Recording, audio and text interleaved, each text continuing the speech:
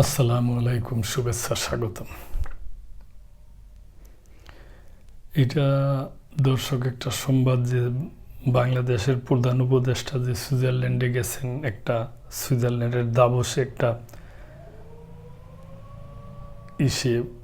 গণতান্ত্রিক একটা কনফারেন্সে, সেখানে বাংলাদেশকে সহযোগিতার ব্যাপারে সুইজারল্যান্ড পূর্ণ ব্যক্ত করছে, সেইটার নিয়ে একটা সংবাদ।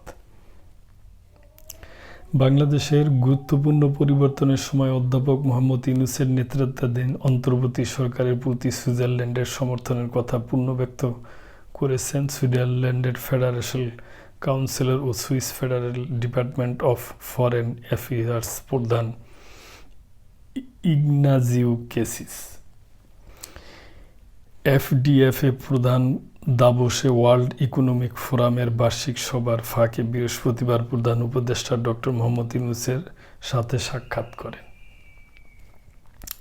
নোবেল বিজয়ী ডক্টর ইউনূসের সাথে বৈঠকের পর তিনি বলেন, আমি প্রধান উপদেষ্টার সাথে সাক্ষাৎ করতে পেরে আনন্দিত এবং এই গুরুত্বপূর্ণ ক্রান্তিকালে বাংলাদেশকে সুইজারল্যান্ডের সমর্থনের কথা পূর্ণ ব্যক্ত করছি।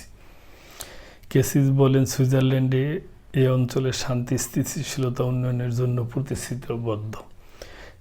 কেসিস ওয়ার্ল্ড ইকোনমিক ফোরামে তার উপস্থিতি সুযোগ নিয়ে ভুটানের প্রধানমন্ত্রী শেরিং তোবগে এবং জাতিসংঘ উন্নয়ন কর্মসূচির প্রশাসক আচিম স্ট্যানের সাথে আলোচনা করছেন। ওয়ার্ল্ড ইকোনমিক ফোরামের 2025 সভায় কেসিস ইউরোপীয় নীতি এবং ইউক্রেন এবং মধ্যপ্রাচ্য পরিস্থিতির উপর বিশেষ জোর দিয়েছেন।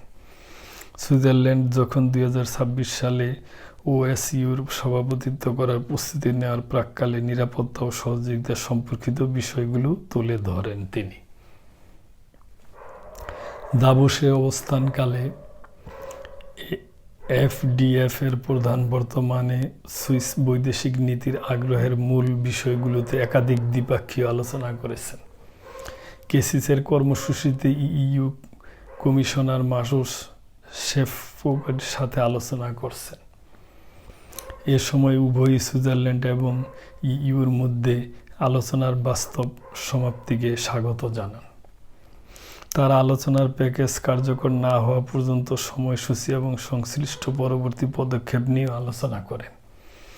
চেক পররাষ্ট্রমন্ত্রী জেন লিপাসগি এবং বেলজিয়ামের পররাষ্ট্রমন্ত্রী বার্নার্ড কুইন্টিনের সাথে আলোচনার সময় দ্বিপাক্ষীয় সম্পর্কের বিষয়ে আলোচ্যসূচি ছিল। তো দর্শক, এটা আমাদের প্রধান উপদেষ্টা ডক্টর ইউনূস সাহেব, উনি যে একজন বিশ্ব বরেন্দ্র লোক, তো ওনার সাথে আলোচনার সময়, মিটিংয়ের সময় সুইজারল্যান্ডের কর্মকর্তা মনে করেন বাংলাদেশের এই অন্তর্বর্তী সরকারের সংস্কার এবং অন্যান্য ব্যাপারে ঐক্যমত প্রকাশ করছে এবং সহযোগিতা করবে বলে আশ্বাস দিয়েছে। তো দর্শক, আজকে এই পর্যন্তই। ভালো থাকবেন। আল্লাহ হাফেজ।